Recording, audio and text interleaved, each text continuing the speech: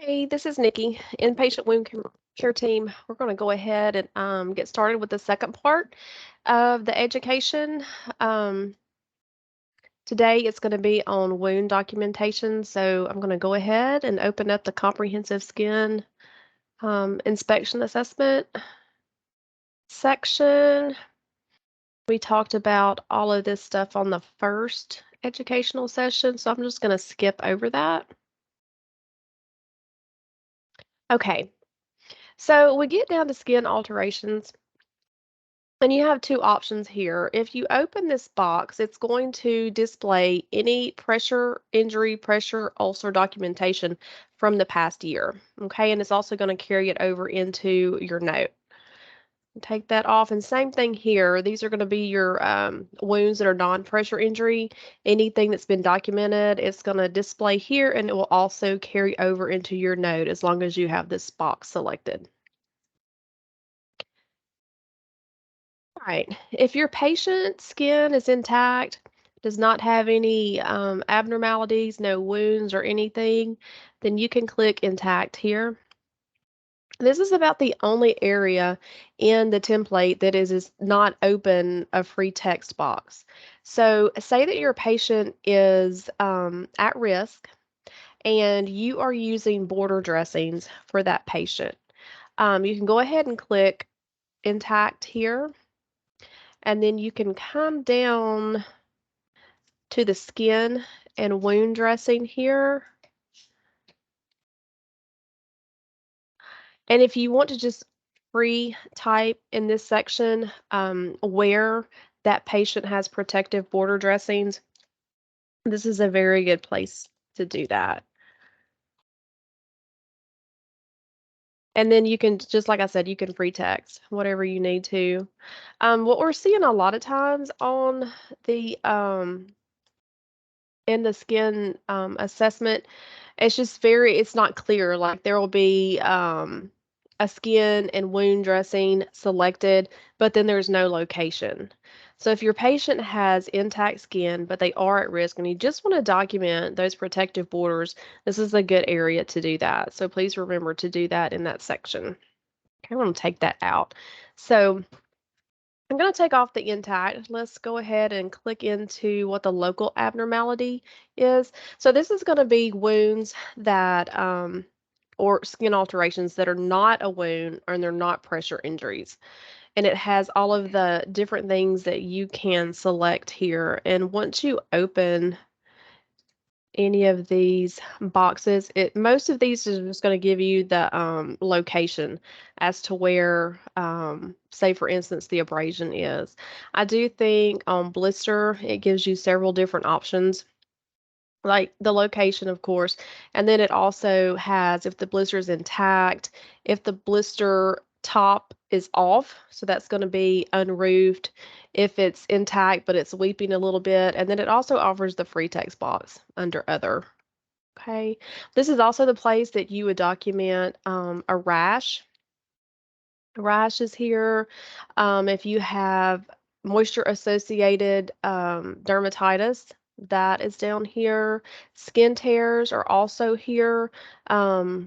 A laceration, any area of maceration, any of those. It's just a ton of choices. And like I said, it'll open up and give you a box. And then you can also have a box to free text. So it all opens up, excuse me, the location.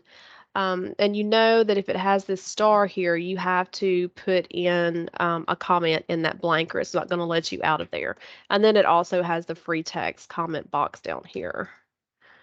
Okay, so those are all of your abnormalities. We're going to take that off. Okay.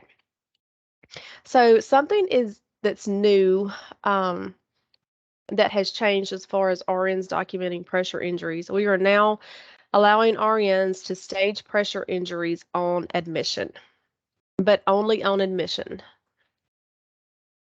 You click this informative box here, and it tells you all of the different stages. And it gives you a very detailed description of each one. From one, a stage 1 being intact skin with non-blanchable redness, all the way to deep tissue injuries. And it also has the definition for medical device related pressure injuries and also for mucosal membrane pressure injuries. And these can may not think of these two classifications for when a patient is being admitted to the hospital, but it very well could be. I mean, they could be a transfer from an outside facility. They may have been intubated, so they may have a mucosal membrane injury. They could have it on the inside of their lips, on their mouth, tongue, and then, or even like if they have an NG tube and on the inside of their nose. And then medical device related, that could be anything. That could be from oxygen tubing. It could be from some kind of orthopedic splint, some type of brace. It could even be from compression hoses. So you want to be sure that on admit, when you're taking a look at the skin, if they have any dressings in place, if they have any kind of medical device, including wrappings or anything, you want to be sure and take those off because there could be a pressure injury beneath that, and you want to be sure and document that. Um, so when you open up the box, say your patient has a stage 2, it gives you all of the different locations that you can document that in. And then if you go down here, you can document up to 5 pressure injuries for each stage. Okay. So wound measurements, I don't expect or want y'all to be performing any wound measurements. We'll do that. Wound description, when you click that open, it's going to ask you what do you see in the wound bed? What kind of tissue is down there? Is it pink? Is it red? Could be an intact blister. It could be a ruptured blister or other. And then it's going to ask you about the skin that is around it. Is it intact? Is there redness around there? Maceration, crepitus, that's that Rice crispy skin where there's a little air up under the surface of the skin. Is it indurated? Is it hard around there? Is it fluctuant? Is it intact, but it has that soft spot in the middle that may have some purulent drainage that it's holding up underneath? And then you can also document skin temperature. Is it cooler? Is it warmer? Edema. Is there surrounding edema to the wound? And then drainage. May have drainage or it may not. If you click on that yes, it's going to ask you all of these different descriptions of the drainage. Okay, one box that you will not be selecting is the new pressure injury. Since last assessment, that would be for any pressure injuries that develop while in the hospital. Okay, so just for reporting issues, just don't select this box because that generates a report and we want to be able to verify all of the hospital acquired pressure injuries. So just don't worry about clicking on the new pressure injury. But also there is an area here for the medical device. And then of course there's one down here for the mucosal, and then the other different stages with all of the descriptions that are under there. All right, let me get back out of this. So for a patient that has been in the hospital and you're doing your skin assessment on him and you notice that he has a new wound, okay, and it's a pressure injury, you're pretty sure that it is a pressure injury, go ahead and click on wound other than pressure injury and be sure and put the location in there. And then it's going to ask you for the wound type. And it gives you the definition between the two. It's either going to be partial thickness, full thickness, or if you want to use the other box to describe anything that is also available for you to use, okay? Again, you don't have to worry about wound measurements and then wound description. Tell us what you see in the wound bed. Is there granulation tissue? Granulation tissue is that new tissue growth. It is red and bubbly. It looks very beefy. Epithelialization, that's going to be the skin is starting to close over the edge of the wound. Slough is that non-viable tissue. It's moist. It could be yellow, gray, a tan color. Eschar is leather. It's leathery looking, which both of these wounds, I mean, both of these descriptions are necrotic tissue. I don't know why they throw that in there. But anyway.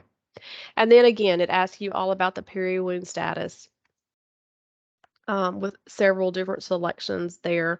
And then again, you can document. Let's see. I didn't know. Okay, so then it just gives you that one more. So it has all of those boxes where you can use all those descriptives up to 5 wounds, and that just opens up an additional box.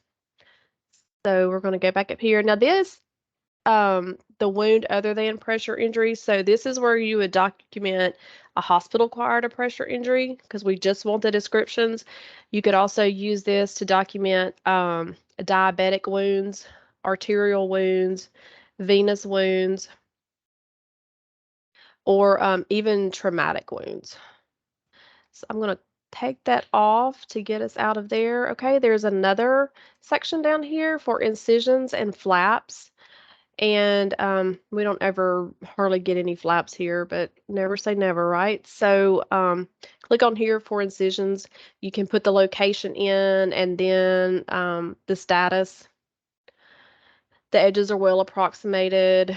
Unable to visualize, that may be if it's like a patient that is 2 days post-op and surgery hasn't taken that first dressing change down, then here is where you would pick unable to visualize.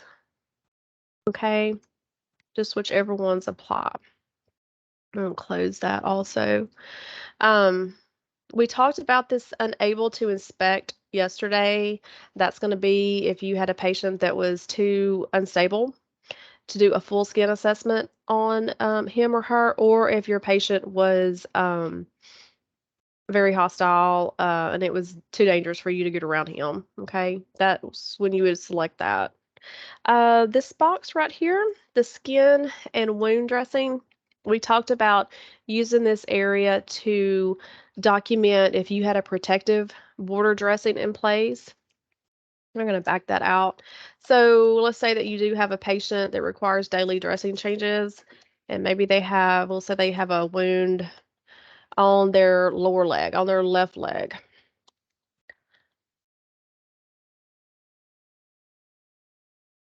Okay. Please acknowledge if your patient has a wound. Even if you're not doing the dressing change, it is expected that you know what's up under that dressing, if it's just for protection or if there's actually a wound there. So if you're changing the dressing, it has a section down here, dressing change per order. If you have to reinforce the dressing, or say the dressing change orders are for every other day and it was changed yesterday, well, you're not going to change it today because, I mean, it's not needed. But still, you know, you want to document that, yes, there is a dressing to the lower left leg and whatever applies, it's clean, dry, and intact. Okay. All right. Great place to document dressing changes.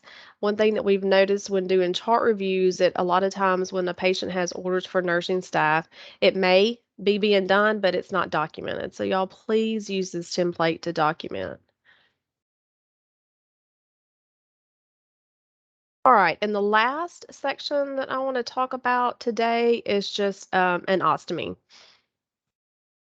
I'm not so crazy about, you know, looking here to find out whether or not, because I think there is another section also in the skin assessment, not the skin assessment, but the nurse and shift assessment where you can document if they have an ostomy. But this is just another place.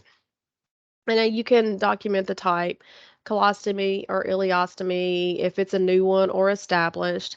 And then if you're actually changing the pouch or you're able to look and see what the stoma looks like, you have all these descriptions down here. So there's one for the GI section, and then of course there's one down here for the GU section too. That's just um, more areas of the skin assessment that you can document besides just wounds and the Brayton scale and stuff. It's a very comprehensive template. There's lots of information in here. I want to make sure that we have covered everything that we wanted to. Okay, so that is documenting skin integrity, wounds, incisions, and pressure injuries for this second section. On the last section for this education on the template, we're going to be going over how to place a consult to the wound care team and also to dietitians if needed. And we're also going to look at implementing the pressure injury prevention protocol through the order set. So we'll be getting to that one next time. Thank you.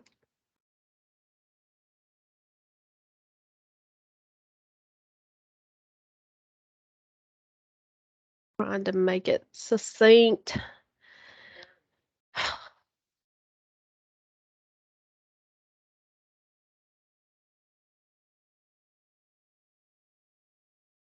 Yeah, that'd be nice.